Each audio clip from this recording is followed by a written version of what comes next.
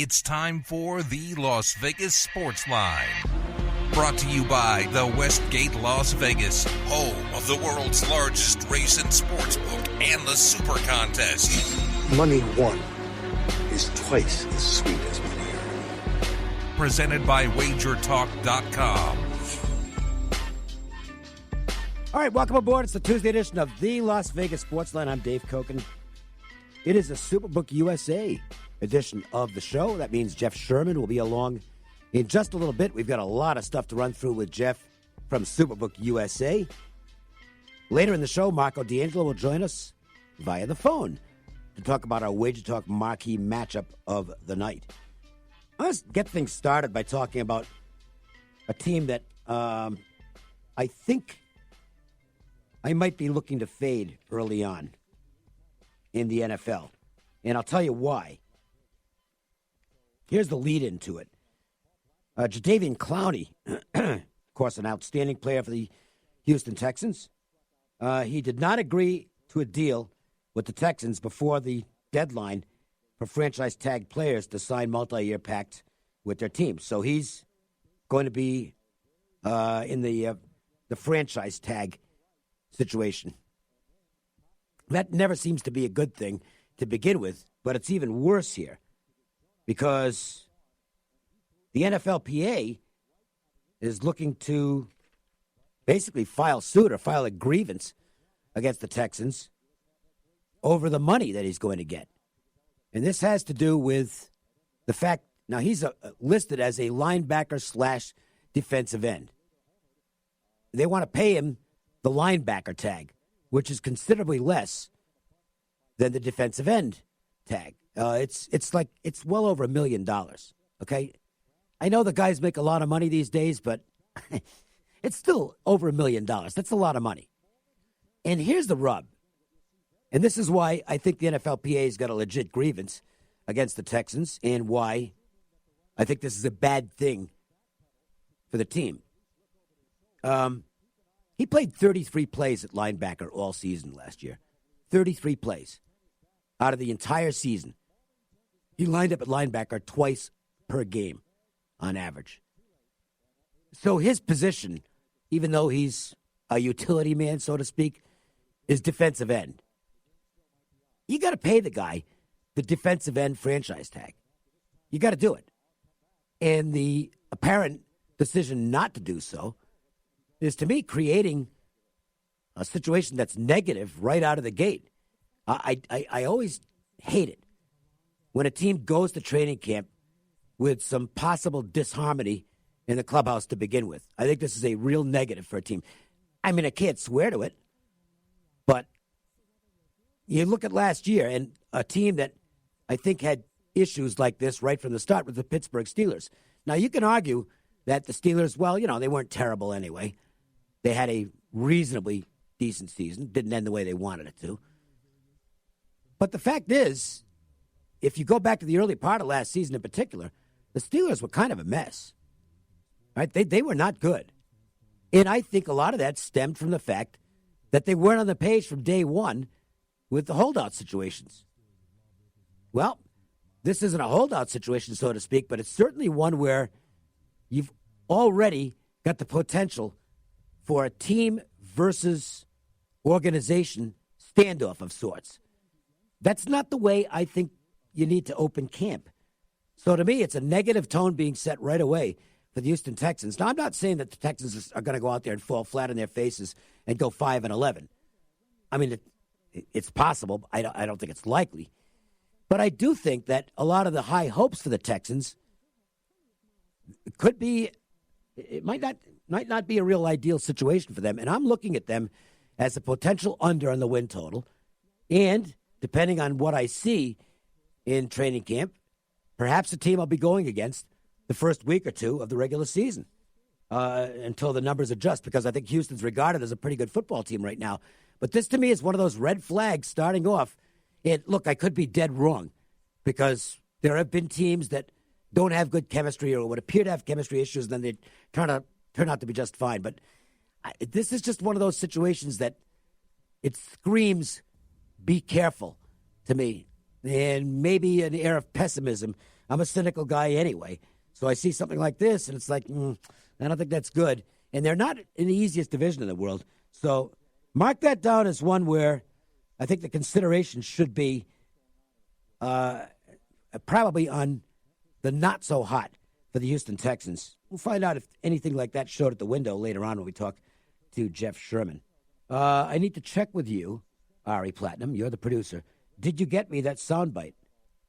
You did? What does that mean? Tell me. It's coming up? It's coming in the system right now. We're going to start a new thing here where I want to focus on something that took place the prior night and have a star of the night. Before we get to that, since it's loading in the system, I'll talk about a trade that got made yesterday, and this probably didn't get a lot of attention, but I think it's worth noting, and it's the Cubs and Royals made a deal. Wilson Contreras is injured for the Cubs. He's going on the injured list. I don't know how long he'll be out. It doesn't sound like it's going to be a real lengthy stay on the DL, or the IL, if you were. But the Cubs wasted no time in getting a replacement, and they got a good one. Martin Maldonado is not going to win any batting titles. That's for sure. He's not much of a hitter. But he's a good receiver. He knows how to handle pitchers. And the Cubs are in the midst of a race right now for the division and a playoff spot. And rather than leave the bulk of the work to Victor Caratini on a nightly basis, he's okay, but he's a backup. They brought in Maldonado, who I think can handle the pitchers immediately. And I think it sends a positive sign to the clubhouse. It also accomplished something else. Probably the most unhappy guy in the Cubs was Mike Montgomery, who might have an inflated opinion of himself, but that's okay. It's good to be confident. Montgomery had expressed a desire earlier in the season to get traded. I didn't even know about this. Found out about it yesterday. He apparently is not happy with the fact that he is not a starting pitcher for the Royals. For the Cubs. He feels his best chance to succeed in Major League Baseball is as a starting pitcher. Whether that's the case or not doesn't matter. We're talking about the player. And in this case, one guy in your 25-man roster that's probably not real happy about his situation. So, request fulfilled. Montgomery is now at the Kansas City Royals, which means he's not going to be involved in a playoff chase. But he wasn't going to get many important innings with the Cubs anyway, and maybe he has a chance to get things going as a starting pitcher for the Royals. We'll have to wait and see. It's the type of little deal that I like a team to make. I like the way the Cubs are playing right now. We'll talk more about them later on. No, we won't. They're actually not in the MJ Christensen 4-4, so we won't talk about them later on. Despite the fact they lost last night and played some bad defense in their game against the Reds, I think the Cubs are a go-with team right now. They won 3 straight against Pittsburgh coming out of the break. They played really good baseball. They didn't play last night. A couple of infield errors in a critical 7th inning. They left the bases loaded after having them plugged with 1 out in the 6th inning and didn't get the job done. David Bote struck out, and whoever hit next struck out. And Cincinnati capitalized on getting the stoppage there and went out, hit a home run in the 7th inning, and then scored 3 more runs. Thanks to the Cubs' defense, and they got the win. But I still like the way this Cubs team is playing right now, and I think what, to me, is a very proactive move in getting Maldonado is another plus for the team. Speaking of catchers, there's one who played for the Tampa Bay Rays, and he is our star of the night. Here it comes, and dArnaud hits one high in the air. Deep right field, is it going to be enough? Judge going back, and it is gone! A 3-run bomb from Travis dArnaud, and the Rays are in front. What has happened in the Yankees-Rays series? This was all Yankees. They'd won 9 out of 11, and it really appeared as though Tampa Bay was getting mentally beaten against the Yankees before the game even started. But they've now won their last 3 meetings against the Yankees. And Tampa, I know they've got a lot of ground to make up, but they've got that swagger back. Boy, I'll tell you what, if the Rays can go into Yankee Stadium and get a win tonight, that would be pretty big. Travis dArnaud, the latest reclamation project for the Rays. This guy's been a fail every place he's gone. Never lived up to billing. He had very high expectations when he arrived at the Major League level, but a series of just one injury after another, after another, after another. And poor offense, never been regarded as a great catcher. He goes to Tampa, and all of a sudden, He's got this power stroke going. 3 home runs last night for dArnaud. 3 homers for Travis dArnaud. And that is mighty impressive, including the game winner, as he leads the Rays to a comeback win over the New York Yankees. What I was signaling to you was to get Jeff on the phone. Okay? Follow the script. This is why now you got to. This is something I do, and I'm very open about this. I send a rundown out every night via email, so it's like 10 hours before the show. Read the rundown. Okay, that's why I sent it, because it says right on there 210 Jeff Sherman. Okay. So if you hear me get pissy on the air, you'll know why I'm doing it. And I don't mean to get hard on anybody, but I do the work beforehand. Read the email. Okay, and then we will get Jeff Sherman on, and we'll talk about a lot of the things that are going on behind the counter around the city of Las Vegas and in the sportsbook industry. And one of the things that took place is it's shocking news. No question, shocking news. The Memphis Grizzlies are NBA champions.